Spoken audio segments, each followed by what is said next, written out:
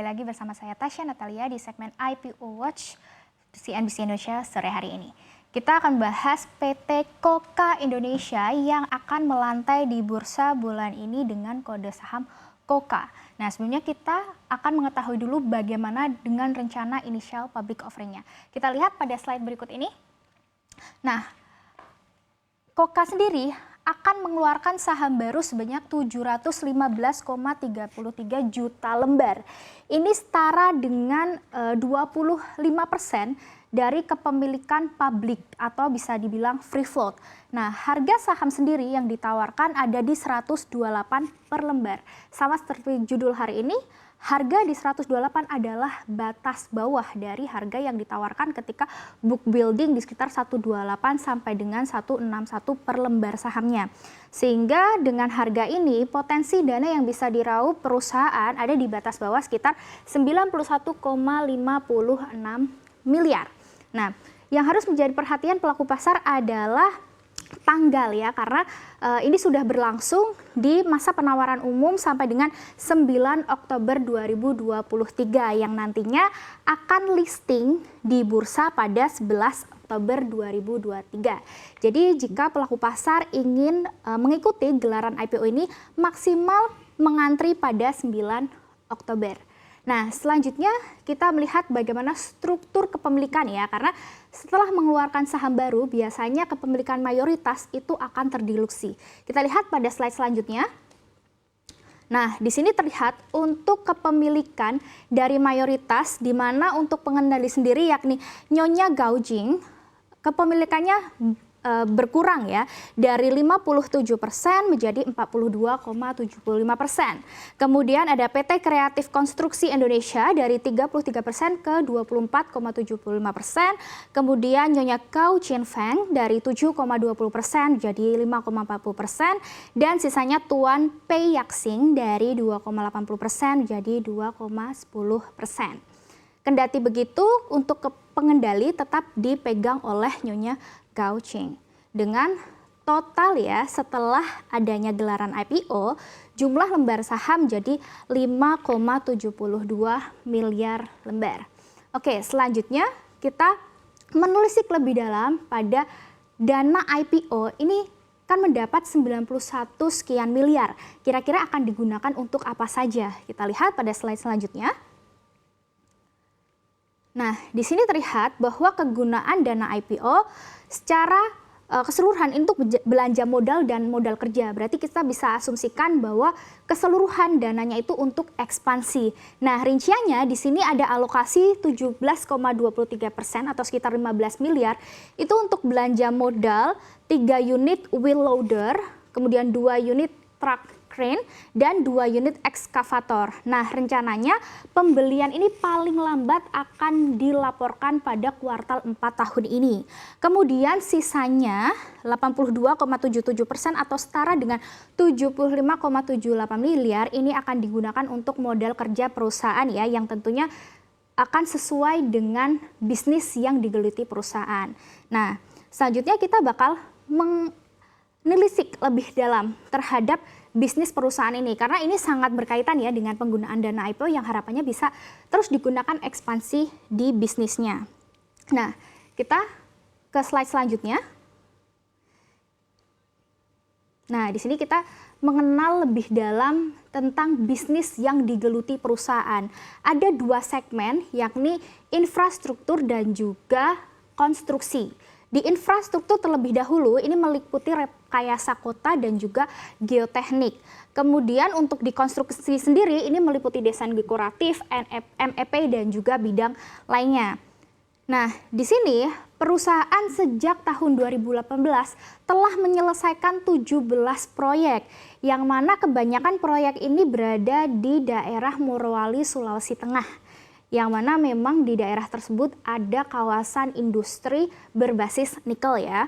Nah, saat ini berdasarkan data prospektus juga masih ada 3 proyek yang sedang berjalan dan berada di daerah Morowali dengan progres sudah mencapai 93% lebih. Di sini ada beberapa proyek secara rinciannya berdasarkan pelanggan, ada dari PT Chengtok Lithium Indonesia, PT Huachin Aluminium Indonesia, kemudian PT Hinshan New Energy Technologies Indonesia. Di sini bisa terlihat bahwa semuanya berada di Morowali dengan nilai kontrak masing-masing dari ketiga pelanggan tersebut 83,18 miliar, 200 miliar, serta 40,19 miliar.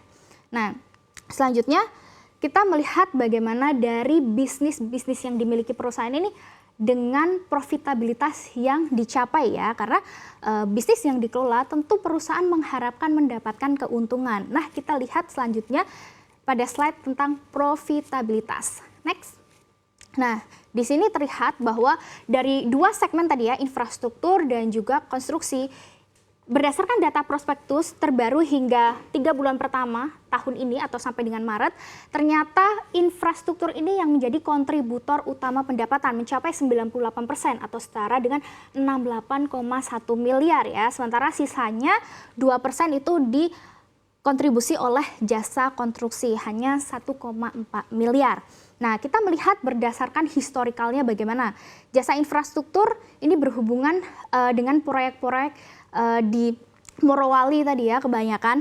Nah, di sini menghasilkan pendapatan berapa banyak ya dari proyek-proyek tersebut secara tahunannya. Di sini berdasarkan data prospektus yang disampaikan perusahaan sejak tahun 2020 sampai 2022 dan juga ditambah dengan kuartal pertama tahun ini trennya selalu meningkat. Bahkan yang paling tinggi pertumbuhannya itu ada di tahun 2021 hingga 900% lebih ya, dari perusahaan itu hanya mendapatkan 13,7 miliar menjadi 139,8 miliar. Ini karena memang ada benefit dari kondisi perekonomian nasional yang sudah pulih dari COVID-19 dalam masa pemulihan ya, terutama disertai dengan banyaknya prospek hilirisasi di daerah Sulawesi, sehingga ini memang cenderung positif untuk perusahaan dan terus berlanjut hingga 2022 hingga dengan 3 bulan pertama tahun ini. Menariknya juga dari sisi bottom line ini terdampak positif karena pendapatan naik, bottom line juga ikut naik. Di sini laba bersih bahkan berhasil turn around ya, atau berhasil membalikan dari rugi di tahun 2020 itu sekitar 1,4 miliar menjadi untung di tahun 2022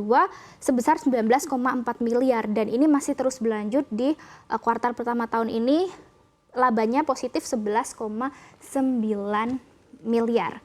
Jadi bisa kita simpulkan bahwa profitabilitas perusahaan ini masih cenderung solid ya, karena masih tetap positif, dan ini paling banyak kontribusinya dari infrastruktur. Tapi tetap perlu kita pahami bahwa proyek infrastruktur ini adalah bisnis yang padat modal dan padat karya. Jadi ini sangat terpengaruh sekali dengan prospek ekonomi Indonesia ke depannya. Nah, kita juga akan melihat bagaimana prospek dari bisnis ini berdasarkan dengan ekonomi nasional. Kita lihat pada slide selanjutnya. Nah, di sini kita bisa melihat ya bahwa prospek bisnis dari perusahaan ini, karena lokasinya ini kan memang banyak di Sulawesi ya, dari proyek-proyek yang diampu perusahaan, dan Sulawesi ini menjadi salah satu daerah yang memiliki konsentrasi cadangan nikel terbesar di dunia, bahkan mencapai 52% proyeksinya itu berdasarkan Kementerian ESDM. Cadangan nikel di seluruh dunia itu ada di Sulawesi, yang penyebarannya ada di Sulawesi Tengah, Sulawesi Selatan, Sulawesi Tenggara, dan Maluku Utara. Tetapi di sini kita menelisik lebih khusus kepada Sulawesi Tengah ya, di mana pemerintah kini sedang mengembangkan kawasan industrial berbasis nikel dengan lahan seluas sekitar 4.000 hektar. Nah, ini bisa menjadi peluang perusahaan untuk mendapatkan proyek baru terkait pembangunan pabrik dari hilirisasi nikel ya. Nah, walaupun begitu, ini kita juga harus melihat valuasinya. Ada prospek menarik dari proyek baru yang bisa menambahkan pendapatan dan bisa berimbas positif ke laba bersih. Tapi apakah dengan prospek yang menarik ini diiringi dengan valuasi yang menarik juga. Nah, kita lihat dengan valuasinya menggunakan price to book value ya, karena rata-rata perusahaan konstruksi ini memiliki margin tipis ya, masalah klasik biasa karena hutang.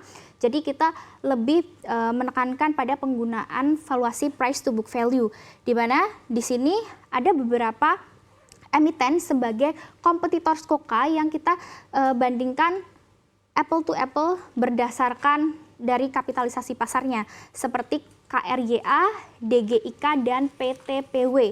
Di sini berdasarkan PBV terlihat bahwa Koka ini valuasinya nilainya paling tinggi ya, berada di 2,2 kali dibandingkan KRYA 1,29 kali, kemudian DGIK di 0,86 kali, dan PTPW di 1,55 kali.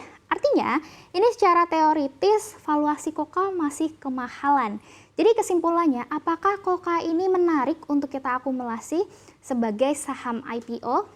Nah, dari segi prospek sendiri ya, kita menilai dari profitabilitas yang cenderung sudah solid dan masih ada prospek peningkatan laba bersih karena ada benefit dari proyek baru yang potensi mereka dapatkan dari kawasan industri di Morowali berbasis nikel. Tetapi kita tetap perlu memahami bahwa valuasinya ini sudah kemahalan dan biasanya saham IPO itu cenderung kurang liquid serta volatilitasnya tuh tinggi sekali di awal perdagangan nanti ya. Jadi kita tetap perlu monitor bagaimana pergerakannya secara teknikal dan juga dari perkembangan valuasinya. Karena ketika valuasi mahal juga untuk terkerek naik ini bisa menjadi penghambatnya ya. Nah, kurang lebih seperti itu. Tetap disclaimer on, ini bukan merupakan ajakan untuk beli atau jual secara langsung. Sekian dari saya Tasya Natalia, saya kembalikan lagi ke Safira.